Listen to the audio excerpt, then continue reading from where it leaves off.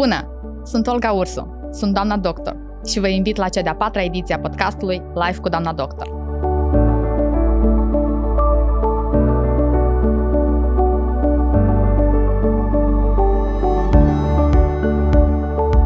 Astăzi îl avem drept invitat pe Vadim Scarlat, medic obstetrician.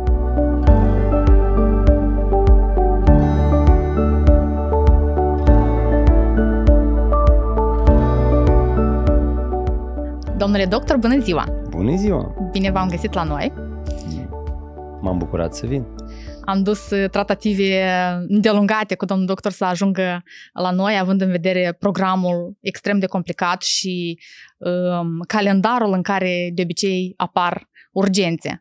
Câte familii fericite astăzi? Astăzi sunt 4. Să le fie de bine. Astăzi vom aborda un subiect destul de interesant și foarte feminin. Este vorba despre naștere. Povestiți-ne, vă rog, ce este nașterea? Este un proces natural care poate să se întâmple oriunde sau este un proces care trebuie să fie obligatoriu, monitorizat de medic și trebuie să se întâmple în spital? Nașterea este un proces fiziologic. Numai că, de multe ori, nu spun că e mit, dar de multe ori noi ne întoarcem și spunem că pe vremuri lumea năștea în câmp sau năștea acasă sau unde se nimerea. Asta este o realitate acum? Da. Pe vremuri doar nu era maternități, de exemplu, dacă ne întoarcem cu 10 secole sau 20 de secole sau până la Hristos. Până la Hristos, după Hristos, femeia cum a rămas gravidă, așa și rămâne și la ziua de astăzi. Cum duce sarcina, așa și o duce și la ziua de astăzi. Cum a născut, așa și naște și astăzi. Și nu se va schimba nimic. Dar nimeni nu afișează ce? Complicațiile care pot interveni. Deci instinctiv nu poți să controlezi. În momentul acela, pacienta când naște, el nu controlează acțiunile. Asta dintr-o parte ar părea că, dar ce e acolo? O luat unscut. L-a pus pe burtă, el s-a mișcat, s-a dus la sân, cum povestesc unii. Trebuie să-l pui pe burtă, ca el singur să se miște la sân, să ajungă la sân, la instinctul lui. Instinctul lui când îl pui la sân, instinctul de a suge, dar nu instinctul de a ajunge până la sân. Mituri sunt multe și aici, pur și simplu, promovează întotdeauna nu cei care posedă informații. Am citit odată în niște recomandări, se începe cu recomandări medicale ca un fel de compendiu în care era o frază de la început. Toți știu ce trebuie să fac. Dar noi știm ce nu trebuie de făcut. Deci, la ziua de astăzi, nașterea este un proces care trebuie monitorizat de medic într-o instituție medicală. Este aberant să mai naștem în condiții nemedicale. Evident lucru. De ce e că, dacă să vorbim și chiar juridic, acest copil nu are niciun drept. El se naște. Acum, ca să-i dai un certificat de naștere, cine l-a dat? Medicul. De unde? Instituție medicală. Cum? Dar dacă nu a născut în instituție medicală? Nu a născut în instituție medicală. E vine cu el, dat în certificat că eu am născut. Dar de unde să-ți-l dăm? Înseamnă că acum el trebuie să duc să facă analiză în care ea, soțul ei, trebuie ce să facă? Să dovedească că ei sunt părinți. Și acest încep cheltuieli suplimentare care nu trebuie. O femeie care își dorește să nască, de ce este însărcinată, la ce etapă a sarcinii își alege medicul obstetrician și începe monitorizarea sarcinii? Monitorizarea pacientei ar fi bine să fie de la început. Pacienta a aflat că este gravidă, a venit, a găsit nu spun suflet pereche, dar cam așa se primește, să găsească o înțelegere cu personal medical. Parteneriat. E parteneriat și e mai mult parteneriat atât cât medical, cât și prietenesc. Cu pacienta trebuie să găsești înțelegere, limbă comună. Cum a spus cineva, trebuie să te poți vărî sub pele ca să poți manevra pacienta aceasta așa cum tu dorești, din punct de vedere medical, nu din punct de vedere alte viziuni. Și atunci, dacă pacientul ascultă, el are rezultate bune. Ceea ce depinde de tine. Ceea ce depinde de altcineva. Dacă pacientul nu ascultă, tu nu poți să-i dai niciun garant. Deci, în mod ideal, femeia, imediat ce află că este însărcinată, începe să monitorizeze sarcina cu medicul pe care l-a ales. Pacientul află că este însărcinată, se duce la sectorul primar, se pune la evidență, este consultată de sectorul primar, să are vedere policlinică, acolo este ginecolog de sector, este medic de familie, în care este ghidată, este asigurată în totalmente femeia gravidă de stat. Nu poate spune că dacă e gravidă și nu are unde naște acasă. Nu, este monitorizată, se dă îndreptări, se fac investigații, se fac ultrasonografii din posibilitățile care le are, de exemplu, Centrul Medic de Familie la momentul. Dar toate, practic, fac aceleași investigații. Dar, dacă pacientul dorește ceva mai amănunțit, mai deosebit, sau are unele complicații sau a avut unele complicații, el optează pentru ce? Pentru un serviciu mai amănunțit total, mai personalizat, mai cu multe rezolvări și nu atât cât capricii, cât naște femeia. De câte ori? O dată, 2, 3 ori, 4, 5, rar când azi să auzi 7, 10 ori cunoscut. De ce nășteau în trecut mulți? Pentru de ce că mulți mureau și ieșeau la suprafață cei? Era selecție naturală. Dar, iată, să zicem că femeia însărcinată și-a găsit medicul, a format un atașament și un raport foarte prietenos cu medicul obstetrician pe care și l-a ales, dar iată când vine momentul culminant nașterea, medicul, din motive umane, nu este disponibil pentru a primi nașterea. Cum se soluționează acest... Nu, hai să spunem că, în primul rând, cronic gravidă femeia nu. Am eu așa o frază mai delicată. Va naște. Numai că pentru ea este de acum o traumă psihologică. Tu ai avut încredere, tu ești atașată, dar și pacientul trebuie să înțeleagă că medicul nu este robot.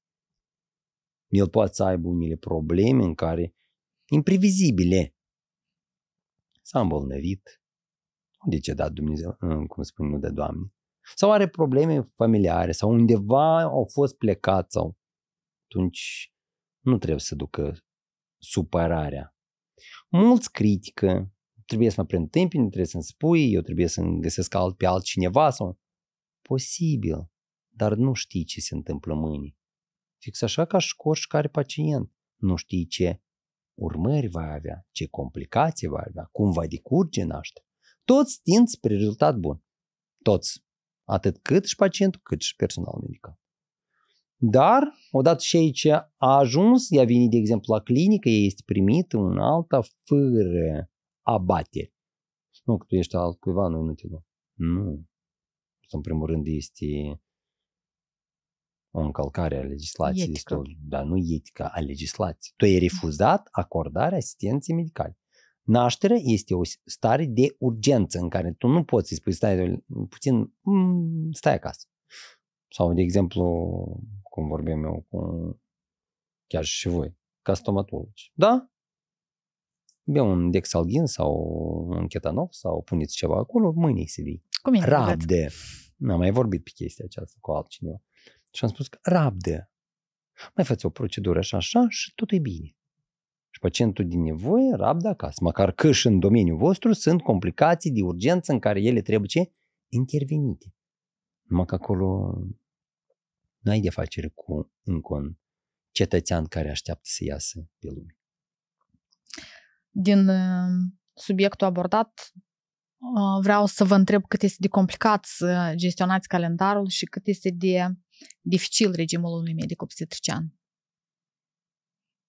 Nu e atât cât dificil, cât trebuie să-ți placă.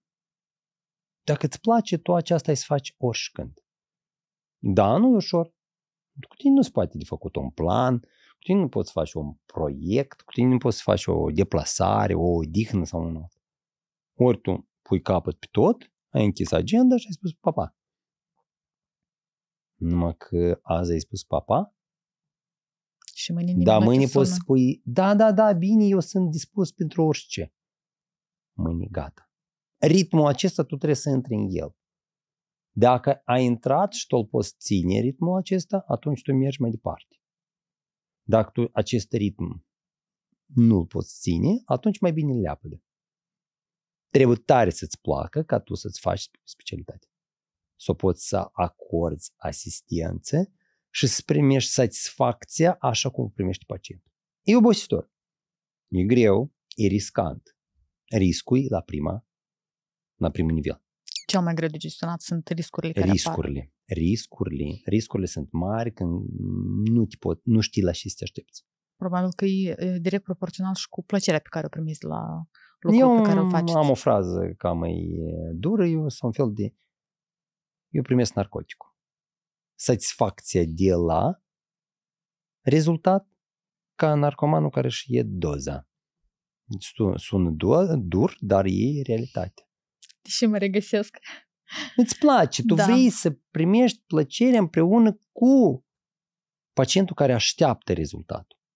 Și că pur și simplu strigătul acestui nou născut și bucuria și lacrimile părinților, nu că eu dorit să văd lacrimi, nu lacrimi de durere, dar lacrimi de plăcere atunci când tu vezi un rezultat bun. Și acum invers vă întreb, cât credeți că ați putea să stați în concediu fără ca să primiți naștere? Depinde cu ce este eu cu acasă. Nașterea naturală versus cezariană. Pe care o preferăm în ziua de astăzi? Nu are importanță metoda. Are importanță ce? Rezultatul. Și trebuie de optat pentru rezultat. Cum am mai spus, nimeni nu poate garanta că această pacientă va naște natural. Numai cel care nu înțelege lucru sau se consideră că el va putea sau are consider că el știe de toate și el poate face tot, el poate aceasta să spui. El nu este Dumnezeu. De ce și-am spus că este imprevizibil să-i garantezi pacientei ce final va avea. Deci întotdeauna optăm pentru naștere naturală, dar apare o complicație sau apare o situație în care cântărești foarte bine. Merită sau nu merită? Întotdeauna trebuie să optezi pentru un singur lucru. Rezultat. Sau să te uiți la pacient din punct de vedere așa. Ea este soția mea, acela este copilul meu. Ce îți trebuie ție concret? Numai rezultat bun. Indiferent ce dorește pacienta, vreau numai naștere naturală sau eu vreau cezariană, n-are importanță. Doctorul trebuie să opteze pentru un rezultat bun. Și nu trebuie să facă că aici nu azi nu somn. Nu, azi nu pot. Asta nu e nicio problemă, să nască. Nu poate. Și de multe ori pacientul știe exact ce va putea face.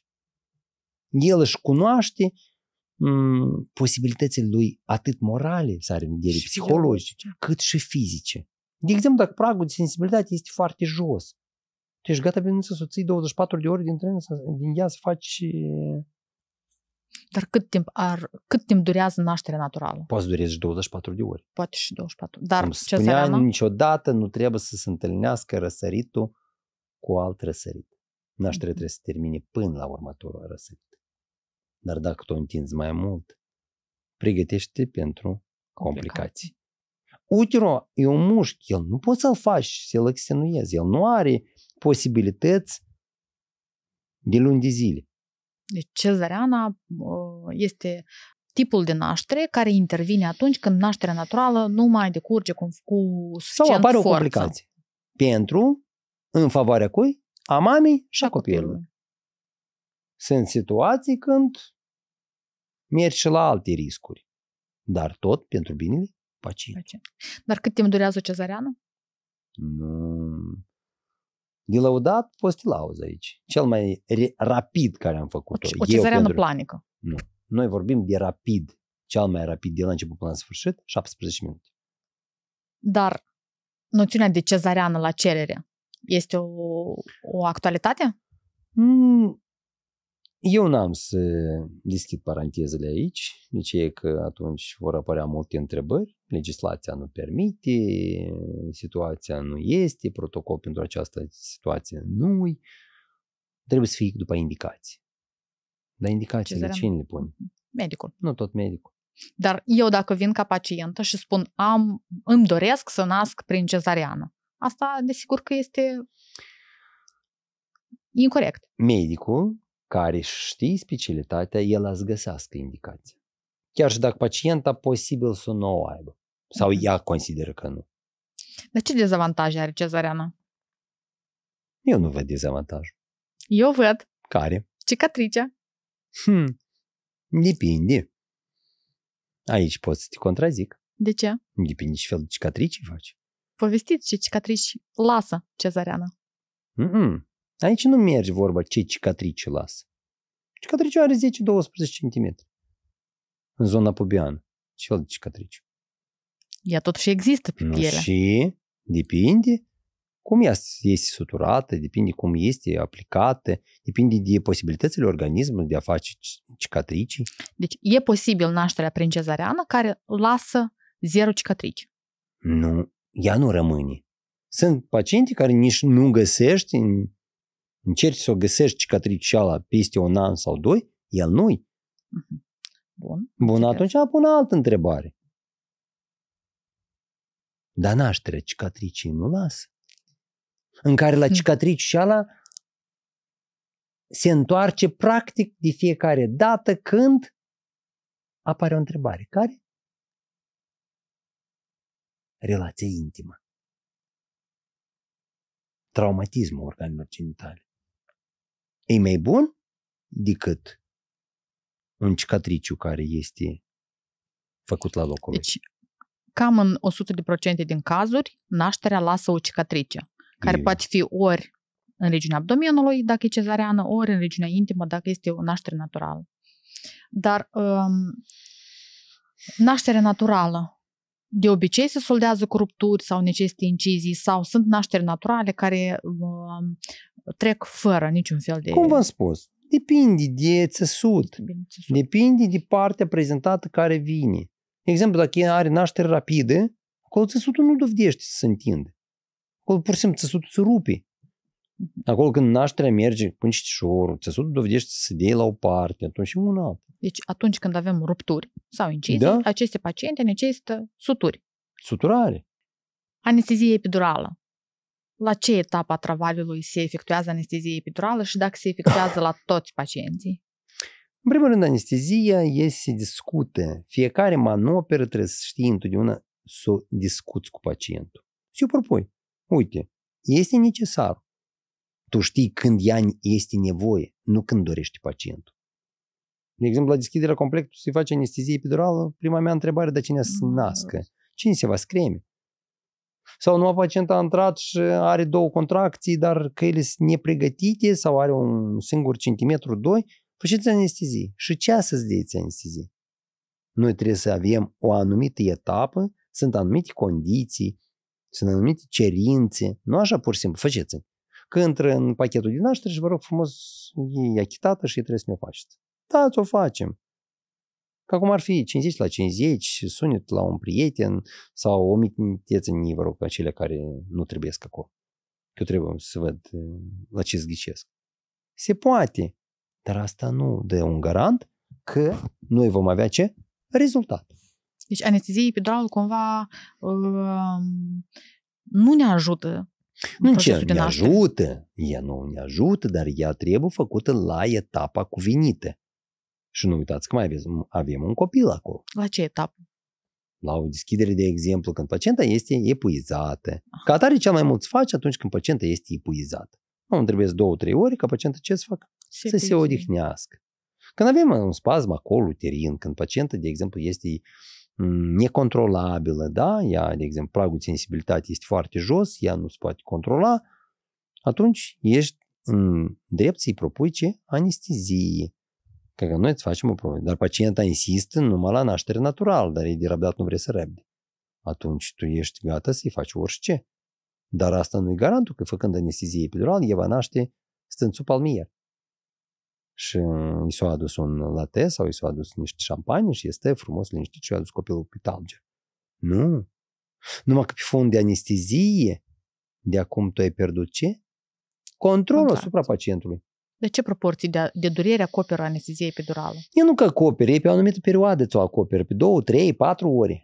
Dar până la urmă, durerea revine înapoi, contracția revine înapoi, îți scoate pragul de sensibilitate, dar motorica mușchiului rămâne mai departe, el lucrează. El nu-ți scoate complet, gata, noi ne odihnim. Nici mușchiul nu se odihnește și mama doarme și tot e bine. Pe urmă, gata, ne-am revenit, anestesia a trecut, iar am pornit motorul și iar ne-am pornit mai departe. Ar fi super. Dar nu e așa. Dar se zice că după anestezie epidurală pot rămâne dureri de spate permanente. Asta este adevărat? Depinde. Vedeți că sunt două variante. Este anestezie spinală și este anestezie epidurală. Depinde de act, depinde de profesionalismul anesteziologului, depinde de complicațiile care au intervenit la aplicarea acestei anestezii. Spațiul este intervertebral ca să-l treci, tot trebuie să-l poți. Probabil și de masa corporală a masa pacientului. corporală a pacientului, schimbările structurale ale coloanei vertebrale, scolioze de diferit grad, asta tot duce la complicații. Nașterea în apă este o realitate? Eu n-am practicat-o, dar nu uitați un lucru, că apa este cel mai bun conductor de infecție. Și de multe ori pun întrebarea, și am pus întrebarea și la o pacientă, ce se întâmplă când femeia naște? Ce se întâmplă în momentul acela când capul trece prin căile de naștere? Merge urinare involuntară, merge defecație involuntară, liminări sanguinolente, zonele corpului, tu ești cu tot corpul tău, ești în apă ce? Ești gata ca copilul tău din mediu steril să intre într-un mediu murdar? Eu cred că nu. Mai ales că și apa e din robinet. Dar nu poate să fie și fiartă, poate să fie și chlorată, poate să fie și prelucrată, și destilată, și cum vrei. Să nu rezolvă întrebarea. Și eu am întrebat pacientele care au născut în apă, nu la noi, în Republica, dar în psihotare. Pur și simplu ești udă permanent.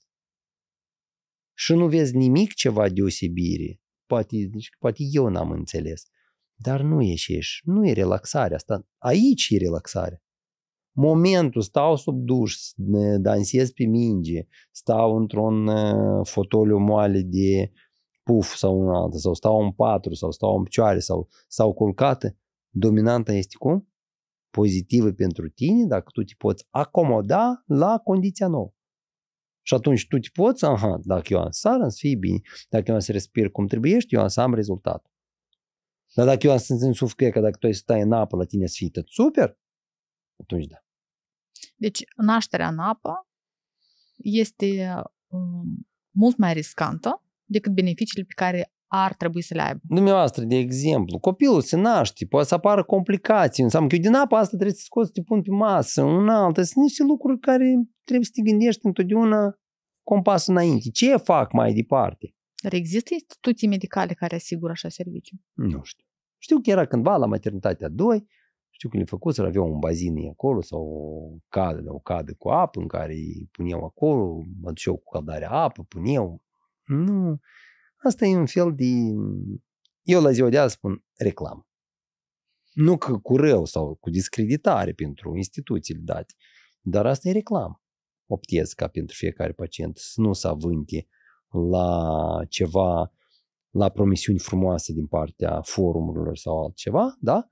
Dar să meargă într-o instituție medicală, acolo unde serviciul acesta se face zilnic, în care se va acorda asistență medicală atât cât pentru ea, cât și pentru copilul ei. Deci nu naștem în apă, naștem la medic. Poți stai în duș până la un moment dat, nu poți stai într-o cadă cu apă acolo, vrei, ca... Îți pare că tu ai să te relaxezi, dar nu, nașterea propriu-zisă. Nu trebuie să naști. Nu, tu poți să stai acolo, merge vorba de relaxare. Merge vorba de aceea ca să scoate, să argumentează ca variantă că eu mă relaxez, îmi scoate durerea și eu n-am să simt pragul de durere. Nu e chiar așa.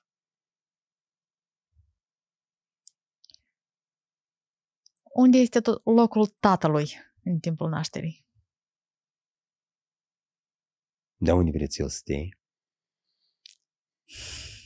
Eu nu înțeleg. Eu o întrebare am înțeles-o, că spune întrebare de parteneriat. Nicio problemă. Poate să stii și în sala din naștere și poftim treaba. E că din cauza că permisiunea parteneriatului, de exemplu, mama, tata, soțul, amantul, cine vrea acolo să stea, da? De aici și-a apărut ideea de a sta și acasă, de a naște. Aș aborda întrebarea altfel. Pentru cine naște femeie? Pentru ea. E ca aici. Și femeia întotdeauna trebuie să fie ce? O enigmă. O ceva ascuns în care ea nu trebuie să pui la vizor tot. Femeia întotdeauna trebuie să fie chic. Întotdeauna trebuie să arate ceva în care întotdeauna să fie ce? Interesată. De ea se interesează. Atunci când tu tot deschizi, poftim, tu nu știi care este viața de mâine. Nu dă, Doamne, ceva și spune că tu rău te-ai scremut și din cauza copilul nostru are și probleme.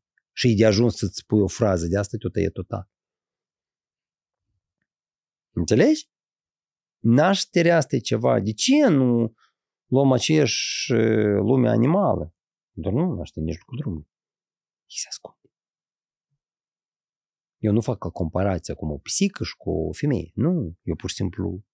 Noi pur și simplu am transformat la ziua de astăzi maternitățile sau în general instituțiile medicale, noi le-am transformat în treceri. Bun. Hai o altă întrebare. Legislativ undeva figurează chestia aceasta? Dumneavoastră lucrați, de exemplu, în sala de operații. Dumneavoastră acordați asistență medicală la un pacient adus pe urgență, dacă cât țin minte eu, că ați lucrat la urgență. Dumneavoastră, să-mi dați voi mie, ca eu, ca persoană terță, de exemplu, că e soția mea sau e mama mea sau să particip cu dumneavoastră în sala de operații. Niciodată. Vedeți? La ce maternitatea este loc de trecere? Că se consideră că atunci pentru ce ai la doctor? Dacă doctorul ai încredere în personal medical, atunci fără probleme. Poftim, tu te-ai încredințat acestui doctor. Tu te-ai încredințat acestei echipe. Eu am citit multe norme legislative care se practică în Europa. Pacientul venind cu persoana de susținere face niște semnături foarte multe pe niște acte. Și el în sala de naștere nu are dreptul nici să filmeze, nici să înregistreze audio. El nu participă la actul medical. El stă, de exemplu, cum stă camera aceea acolo. El stă și vorbește cu soției, face masaj, un altul. De multe ori pun întrebarea, ce să facă? Concret, ce să facă? Care e acțiunea lui? Stă și el ca la concert. Nu, stop. Bun, hai altfel. Cât timp va răbda soțul dumneavoastră că dumneavoastră suferiți? Cât timp? O oră, 2, 3. Și cui ai să-i scoți nervii? Băi, ceva, mine mă doare. Fă nici masaj, nu întregi pe mine, mă doare. Mai departe, cât? Nu o oră, 2, 3. El primul care îți zice, doctor, ce joc, nu văd pe unde m-a săturat. Primul care să intre în panică, asta este bărbatul. Deci cel mai corect el să lipsească în momentul nașterii. El trebuie să vadă ce este frumos. Femeia a născut, și-a revenit, s-a sculat, a fost la duș, s-a adus în ordine, s-a îmbrăcat, și-a făcut machiaj, coafur, în alta, a venit și i-a întâmpinat. Și eu văzut. În salonul, după naștere, frumos cum trebuiește. Dar nu extenuată, coafur ca cum o pus 2 de aici în priză, murdară de sânge, masă fecale și tot. Asta nu e normal. De ce? Că pe urmă nu dă, Doamne, ceva. Se interpretează într-o formă destul de agresivă. Dar după părerea noastră nu este locul tatălui. Nu e ce. Eu am spus, femeia trebuie să rămâie ceva frumos, o enigmă. că e naște, că e copilul lui, că el l-a făcut împreună, asta bine, eu sunt de acord. Dar odată ce te-ai adresat la serviciu medical, atunci de ce în toate filmele se arată stop aici, mai departe de ușa aceasta nu se intră? Se poate, de exemplu, de organizat o sală de pre-travaliu, de exemplu. Vrei să stai cu ea mai mult în travaliu? Poftim. Dar asta nu e încinta sălii de naștere sau sălii de operații. Dar dacă instituția are așa servicii, de exemplu, o stat aici o oră, 2, 3, 4, și de aici o luat și o mutat un parțial. Gata. V-am ajutat, v-am dat voie să mai stați mai mult cu poftim. Dar dacă instituția nu are, ce să faci? Să-i dai voie în sala de operații? Nu. În naștere trebuie să fie o persoană, dacă vrei să fii o persoană de susținere, o persoană auxiliară care nu are nicio tangență cu dumneavoastră. Asta poate fi moașa, de exemplu? Poate fi moașa, poate fi o soră medicală, un lucrător medical sau o persoană de susținere care ei nici nu vă cunoaște. Obișnuit ca pentru fiecare. Face masaj, v-a adus apă, v-a propus aceie, vă ajutați să vă mișcați, să vă culcați. Ia că asta înțeleg și eu. Persoană pregătită care va fi destul de, nu că dură, dar nu asta spuneți că, dar eu nu mai pot. Tu poți, tu ai să mergi înainte, la tine să primească un alt. Motivant. Motivant. Acum, de exemplu, te duci să faci, de exemplu, te înscrii în forțele speciale, da? Un fulger sau panteră, un alta, tu zici, dar eu nu pot face 20 de flotări, de exemplu. Îți spui 100. Eu nu mai pot. Ai să faci. Aici, așa ar trebui să fie. Sună ca duritate, dar n-ai încotru. Tu te-ai hotărât să naști. Tu vrei să treci. Tu trebuie să motivezi. Însă trebuie să mergi înainte. Dar când femeia care a născut este pregătită să se întoarcă la muncă? Sunt care nu au dovedit să iasă din maternitate de la lucru. Tot mai des și mai des. Dumneavoastră cum credeți? Și mai mult să legați, știi de unde? Din ce domeniu? Medical. Dumneavoastră cum considerați? Care este părerea dumneavoastră? Asta este bine pentru mama care a născut sau nu? Depinde ce este pus pe primul plan. Dacă copilul are atenția maximă care ea vrea să-i o dea lui și ea își poate permite aceasta, atunci da. Dar lăsându-l cineva să-l crească sau cineva va avea grijă de el, dar tu te duci la job, eu cred că nu. Dar dacă Primul an de viață, copilul trebuie să simtă grija părinților, atât cât a mamei. Asta este baza. Mai bine ca mama n-a să facă nimic. Da, mama are nevoie și de o susținere morală, psihologică, fizică, pentru majoritatea eu mai mult de 60% fac psihoză postnatală. Psihoză sau depresie? Sau asta e tot aceeași? Aceeași. Depresie, psihoză. Depresia și cu stările de deprimare total și să încep stres și una alta, sunt legate de ce? De surmenaj. Nu dor. Una și aceeași. În fiecare dimineață până în seară, una și aceeași. Tu scoți dimineață, hrănit, pampers, mâncare, curățenie, iar aceeași, și până la plimbare copilul o oră, iar am venit, iar l-am hrănit, iar și nimic nu se schimbă. Și atunci, pe fond de așa situații, majoritatea fac stresuri. Clar că după aceasta el nu mai dorește nimic. Nici să începe și problemele familiare, nici să începe și problemele sexuale, nici să începe și problemele mentale.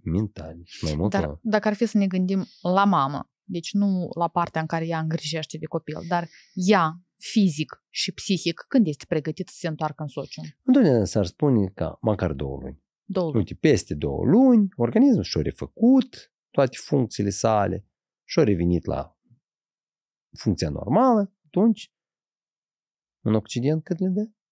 3-6 luni. Nu mai mult. Și acolo depinde că și nu s-a achit. Să nu ieșit câte 1 an, 2, 3 ca să se achit. Acolo nu. Vrei să ai o bucată de pâine? Te duci și lucrezi.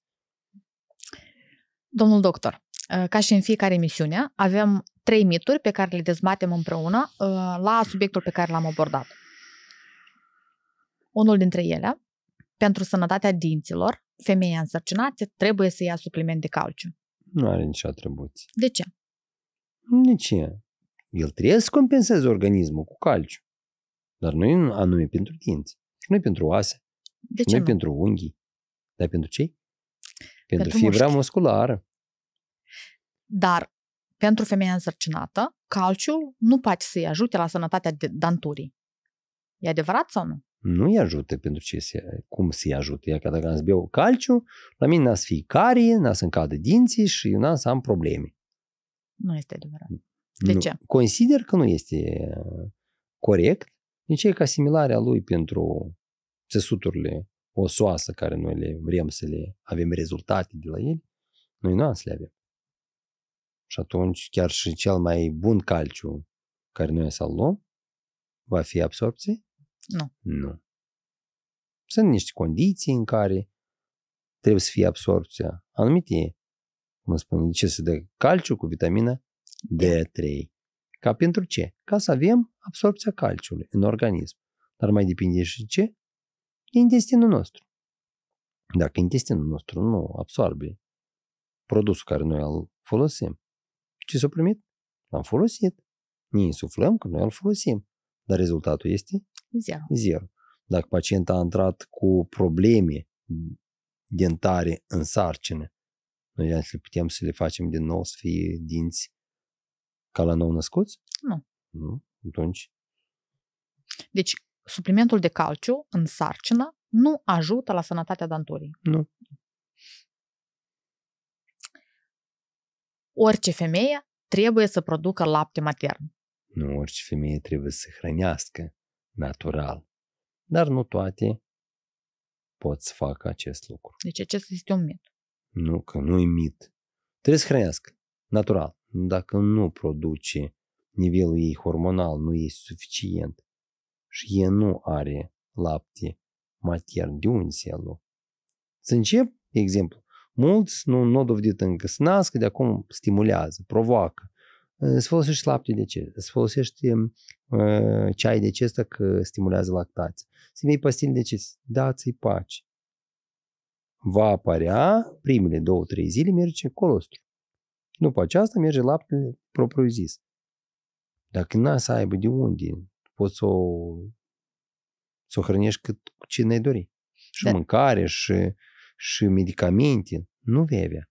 Se mai zice că în lumea animală nu există animale care nu produc lapte matern. Este adevărat? Eu n-am intrat în esența acestei probleme, de exemplu, ce se întâmplă în lumea animală, că este sau nu este. De exemplu, dacă consideră lumea de știință că așa este sau au făcut careva studii care sunt bazate, atunci așa și este. Dar în privința femeilor, noi nu putem spune că toate vor hrăni la sân. Ea poate să hrănească o lună, peste o lună ea nu poate să nu hrănească. Un alt mit. Nașterile secundare sau cele terțiare sunt mai puțin dureroase decât nașterea primară. Cum am mai spus mai înainte, fiecare naștere este în parte. Și a 8, și a 9, și a 10. Măcar și a 20. Fiecare naște în felul său. Și pragul de durere va fi pentru fiecare în parte. Nașterile repetate sunt mai rapide în timp, dar mai dureroasă la percepere. Asta e tot situația. Da, din timp mă spui că da, prima naștere a născut 24 de ori, dar asta a născut în 3 sau 5 ori. Evident, lucru că e complet altceva. Dar nici, cum am spus mai înainte, nu garantează nimeni că ea va naște natural, așa cum i-a născut și pe restul.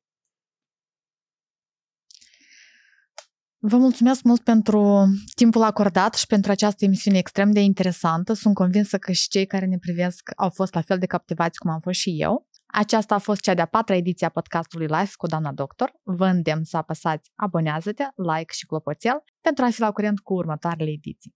Domn doctor, vă mulțumesc frumos că ați fost cu noi. Vă invit cu mare drag și la următoarele ediții. Sper că v-ați simțit bine lângă noi și sper că nu v-am reținut mult până la următoarea intervenție. Plăcere! Ne auzim și ne vedem cu bine data viitoare. O seară cât mai plăcută!